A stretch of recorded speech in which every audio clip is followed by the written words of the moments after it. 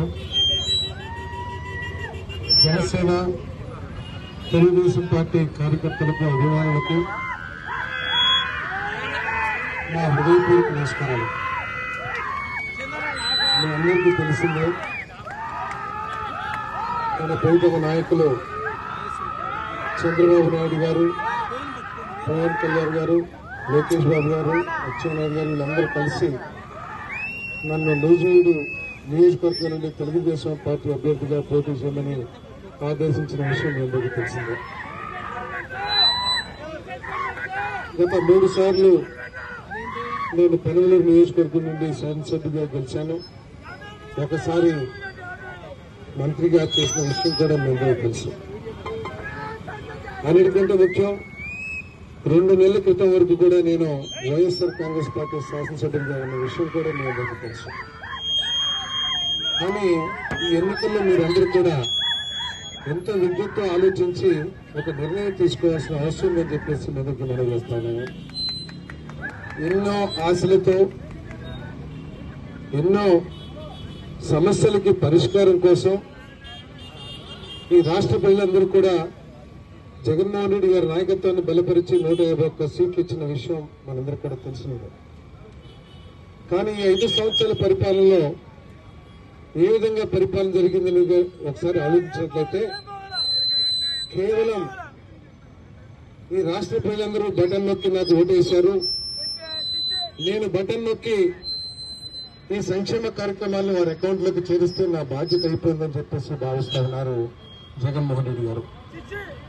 కానీ ఏ ముఖ్యమంత్రి అయినా సరే ఆలోచించాల్సింది ఏమిటంటే, ఈ రాష్ట్ర భవిష్యత్తు కోసం, రాష్ట్రంలోని అన్ని రంగాల భవిష్యత్తు కోసం, రాష్ట్ర ప్రజల భవిష్యత్తు కోసం రాబోయే 25-30 సంవత్సరాలు ఏ విధంగా ఉండాలి, ఏ విధంగా వారికి మేలు చేయాలి, ఏ విధంగా రాష్ట్ర అభివృద్ధి చెందాలనే ఆలోచన కూడా చేయాల్సిన అవసరం ఉందని చెప్పేసి నేను భావించాను. సంక్షేమ కార్యక్రమాలు చేయాల్సిందే ఏ ప్రభుత్వమైనా పేదవాళ్ల కోసం. కానీ సంక్షేమ కార్యక్రమాలతో పాటు ఈ రాష్ట్రం పారిశ్రామికంగా కానివ్వండి, లేదు వ్యవసాయ రంగంగా కానివ్వండి, లేదు సేవా రంగంగా కానివ్వండి, అభివృద్ధి అవ్వాల్సిన అవసరం ఉంది. ఆ అభివృద్ధికి మరి ప్రభుత్వం, ముఖ్యమంత్రి గారు బాటలు వేయాల్సిన అవసరం ఉందని చెప్పేసి నేను భావించాను. ఈ దేశంలో రాష్ట్ర ప్రభుత్వాలన్నీ కూడా పారిశ్రామికవేత్తలను ఆకర్షించి వారి రాష్ట్రాల్లో పరిశ్రమలు ఏర్పాటు చేయమని చెప్పేసి వారందరూ కూడా ఆహ్వానిస్తూ ఉంటే, మన ప్రభుత్వం మాత్రం ఎటువంటి ఆహ్వానం కానీ లేదు, మీరు వచ్చి మా రాష్ట్రంలో ఫ్యాక్టరీలు పెట్టండి, మేము మీకు అన్ని విధాలా సహాయకారిగా ఉంటామని చెప్పేసి ప్రయత్నం ఎక్కడ కూడా 5 సంవత్సరాల్లో చేయకపోవడం చాలా శోచనీయం అని చెప్పేసి నేను భావించాను. మరి పారిశ్రామికంగా అభివృద్ధి చెందకపోతే మన పిల్లలు ఎవరైతే ఇంజనీరింగ్ చదువుతున్నారో, గ్రాడ్యుయేట్లు చదువుతున్నారో వాళ్ళందరికీ ఉద్యోగ అవకాశాలు, ఉపాధి అవకాశాలు, వారికి భవిష్యత్తు ఏ విధంగా ఉంటుందో ఒకసారి ఆలోచించమని చెప్పేసి మనం చేస్తా ఉన్నాము.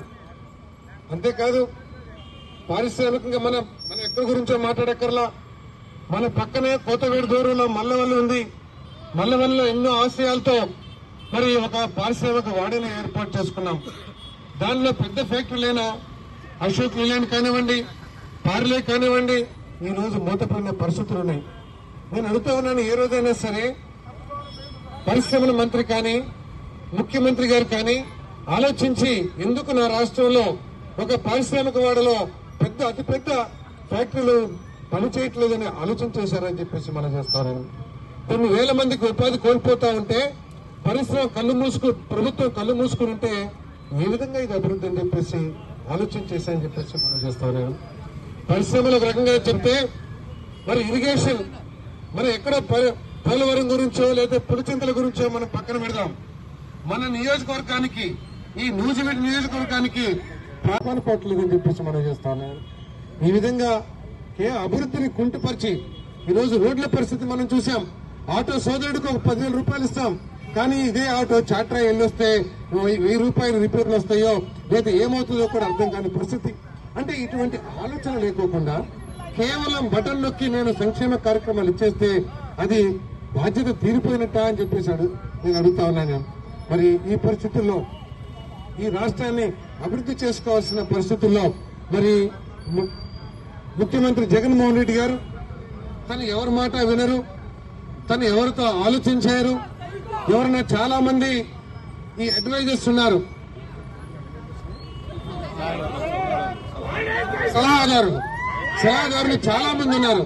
కానీ ఆయన ఏమంటారో తెలుసా, నేను సలహా అడిగినప్పుడే నువ్వు సలహా చెప్పాలి తప్పితే నేను అనుకోకుండా నువ్వు సలహా చెప్పడానికి కాదు నిన్ను సలహాదారుడిగా పెట్టుకుని చెప్తే, మరి ప్రజల మనస్సులో భావాల్ని, ప్రజల అవసరాల్ని మాట్లాడి తెలుసుకోలేకపోతే ఏ విధంగా పరిపాలన జరుగుతుందో ఒకసారి ఆలోచించమని చెప్పేసి మనం చేస్తాను. అంతా కూడా దోపిడీ. ఈరోజు ఈ రాష్ట్రంలో దోపిడీ ఏ విధంగా జరుగుతుందో మనందరం కూడా చూస్తా ఉన్నాం.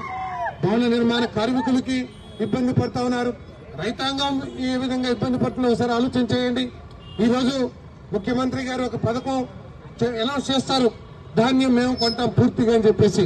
కానీ ధాన్యం క్షేత్రస్థాయిలో కొనగలుగుతున్నారా లేదా అని చెప్పేసి ఆలోచించే పరిస్థితి ముఖ్యమంత్రి గారికి కానీ మంత్రులు కానీ ఎవరు లేదని చెప్పేసి మీదకి సైన్యంగా మనం చేస్తాము. మరి ఎన్ని కూడా ఆలోచన చేయండి. ఇప్పుడు అభివృద్ధి, రాష్ట్ర అభివృద్ధి లేకోకుండా ఎన్ని సంవత్సరాలు మనం ఈ సంక్షేమ కార్యక్రమాలతో ఈ ప్రభుత్వాలు నడవగలం ఒకసారి ఆలోచించమని చెప్పేసి మనం చేస్తాం. 5 సంవత్సరాల్లో మనందరికీ తెలుసు, 50 ఎకరాలు ఉన్న రైతు పిల్లవాడికి పిల్లనిస్తానికి ఎవరు ముందుకు రావట్లేదు. కానీ ఒక ప్రభుత్వ ఉద్యోగం ఉంటే మా అమ్మాయిని ఇస్తామని చెప్పేసి కట్నం ఇచ్చి ముందుకు వచ్చే పరిస్థితులు మనకు తెలుసు.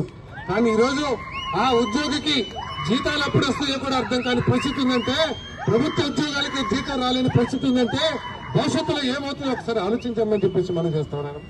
ఈ రోజు నీ సంక్షేమ కార్యక్రమాల కోసం నీ ఆర్థిక పరిపుష్టిని పెంచుకుని సంక్షేమ కార్యక్రమాలు చేయండి. మనం సొంత డబ్బులు ఇస్తే ప్రజల సొమ్ములే మనం పేద ప్రజలకు ఇస్తున్నాం.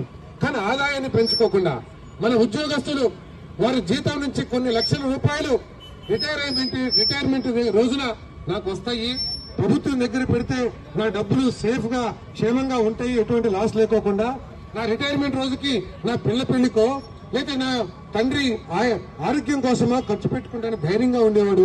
ఈ రోజు ఎంప్లాయీస్, ఉద్యోగస్తులు ఏదైతే గవర్నమెంట్ దగ్గర జీపీఎఫ్ రూపంలో నిల్వ చేసుకున్నారో ఆ డబ్బుల్ని సంవత్సరమైనా కూడా తిరిగి కట్టలేని పరిస్థితి వచ్చిందంటే ఈ రాష్ట్ర ఆర్థిక పరిస్థితి ఏ విధంగా అవుతుందో ఒకసారి ఆలోచించమని చెప్పేసి మనం చేస్తా ఉన్నాను. ప్రెసిడెంట్లు ఉన్నారు, సర్పంచ్లు ఎన్నో ఆశలతో అలా గ్రామాలు అభివృద్ధి చేసుకోవాలనే ఆశలతో ఎన్నో కష్ట నష్టాలు కోర్చి మరి పంచాయతీకి గెలిచిన విషయం మీ అందరికీ తెలుసు. కానీ పంచాయతీకి వచ్చిన డబ్బులు కేంద్ర ప్రభుత్వం నుంచి వచ్చిన నిధుల్ని తెలియకోకుండా రాష్ట్ర ప్రభుత్వం తీసేసుకుంటే అది సవ్వా అని చెప్పేసి ఒకసారి ఆలోచించమని చెప్పేసి మనం చేస్తాము.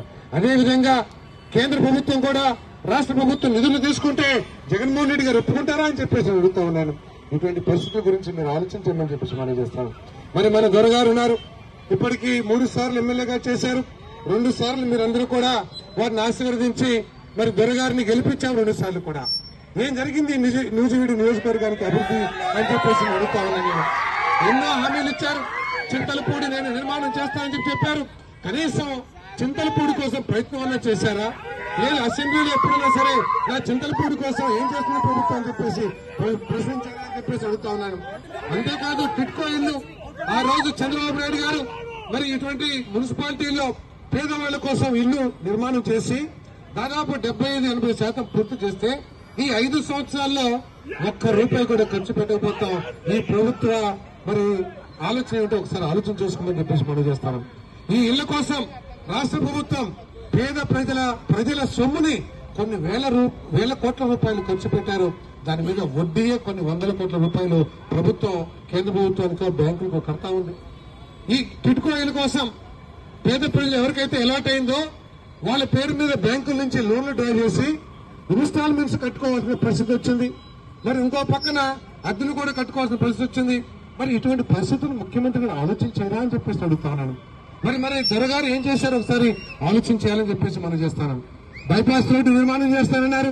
కానీ బైపాస్ రోడ్డు లేక ఈ నూజివీడు ప్రజలు గాని వ్యాపారస్తులు గాని ఏ విధంగా ట్రాఫిక్ సమస్యలు ఎదుర్కొంటారో ఇప్పుడు ఆలోచన చేశారా అని చెప్పేసి 1,40,000 కోట్లు ఇస్తే ఒకే ఒక పథకం ద్వారా ప్రజల నుంచి ₹1,25,000 కోట్ల గుంచేసుకున్నారంటే ఒకసారి ఆలోచించమని చెప్పేసి మొదటిసారిగా నిలబెడతాను. మరి ఒకసారి మీరు నాకు అవకాశం ఇవ్వండి.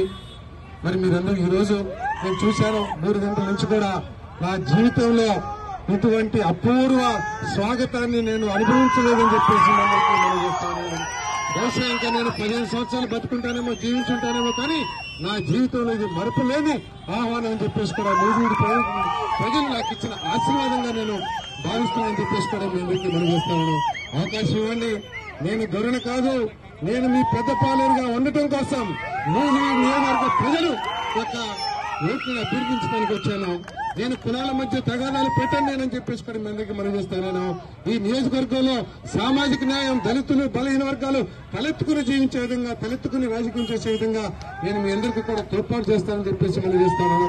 ఏదైతే ఈ నియోజకవర్గ ప్రజల ఆశలున్నాయో, చింతలపూడి ప్రాజెక్టు కోసం నేను పోరాటం చేస్తాను, రైతుల కోసం నేను కష్టపడతాను, ఈ నియోజకవర్గంలో రహదారుల సమస్య ఏదుందో మరి దానికోసం కష్టపడతాను. ఈ నూజివీడు పట్టణాన్ని అన్ని విధాల అభివృద్ధి చేసి ఈ నూజివీడులో ఇంకా పెట్టుబడులు వచ్చే విధంగా చుట్టూ ఈ రోజు కూడా ఈ నూజివీడు నియోజకవర్గ ప్రజలు నూజివీడు రాకోకుండా బెజవాడ, ఏలూరు వెళ్లి తమ ఆశలు తెచ్చుకుంటున్నారంటే ఈ నూజివీడు పట్టణం అభివృద్ధి చెందలేదనేదే కదా అని చెప్పేసి అడుగుతున్నాను. తప్పకుండా మీరందరూ ఆశీర్వదించండి. మీకు సేవకుడిగా ఉండి ఈ నియోజకవర్గ సమస్యల్ని పరిష్కరించి ఈ నియోజకవర్గాన్ని అభివృద్ధి చేస్తారని చెప్పేసి మనం చేసుకుంటూ మరి ఈ అపూర్వ స్వాగతం పలికిన ప్రతి ఒక్కరికి కూడా ధన్యవాదాలు తెలియజేస్తున్నాను. అదేవిధంగా మరి జనసేన నాయకులు చాలా మనస్ఫూర్తితో నన్ను ఆశీర్వదించాలని చెప్పేసి మనం చేస్తాము. ఈ కార్యక్రమంలో మొట్టమొదటి నుంచి కూడా మరి జనసేన సైనికులందరూ కూడా వచ్చి ఈ కార్యక్రమాన్ని దిగ్విజయం చేసినందుకు వారికి పేరు పేరున చేతులకు నమస్కరిస్తున్నానని చెప్పేసి కూడా మీ అందరికీ మనం చేస్తాము. ఈ రోజు ఈ రాష్ట్రంలో ఆర్థిక పరిస్థితులను దృష్టిలో పెట్టుకుని, అరాచక పరిస్థితులను దృష్టిలో పెట్టుకుని మీరు జనసేన, టీడీపీ ప్రభుత్వాన్ని మనం తీసుకురావాల్సిన అవసరం ఉంది. చంద్రబాబు నాయుడు గారు, పవన్ కళ్యాణ్ నాయకత్వాన్ని మనం బలపరచాల్సిన అవసరం ఉందని చెప్పేసి మనం చేస్తూ సెలవు తీసుకుంటున్నాం.